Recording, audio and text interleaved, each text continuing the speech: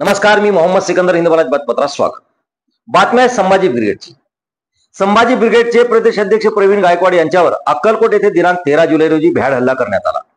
या हल्ल्याचा निषेध संपूर्ण महाराष्ट्रभर केला जात असून कंधार तालुक्यातही त्यांच्या हल्ल्याचा निषेध करण्यात आला। आरोपी दीपक काटे व त्यांच्या सहकार्यावर कडक कारवाई करण्याची मागणी संभाजी ब्रिगेड कंधार शाखेच्या वतीने तहसीलदार कंधार यांना लेखी निवेदन देण्यात आले।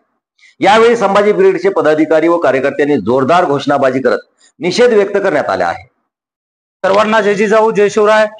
काल मराठा सेवा संघ संभाजी ब्रिगेडचे प्रदेशाध्यक्ष आम्हा सर्व तरुणांचे मार्गदर्शक प्रवीण दादा गायकवाड यांच्यावरती अक्कलकोट येथे झालेल्या भ्याड हल्ल्याचा जाहीर निषेध करतो आम्ही।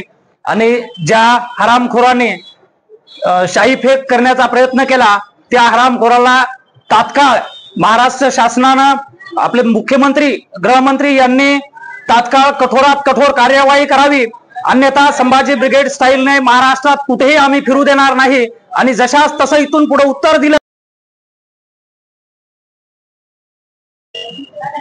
आज या ठिकाणी काल संभाजी ब्रिगेडचे प्रदेशाध्यक्ष प्रवीण गायकवाड यांच्यावर झालेल्या हल्ल्याच्या निषेधार्थ सर्व समाजाच्या वतीनं आज तहसील कार्यालय येथे निवेदन देण्यात आलेलं आहे। आणि सर्व समाजाच्या वतीनं या RSS नीतीचा आणि या सरकारचा आम्ही जाहीरपणे निषेध करतो।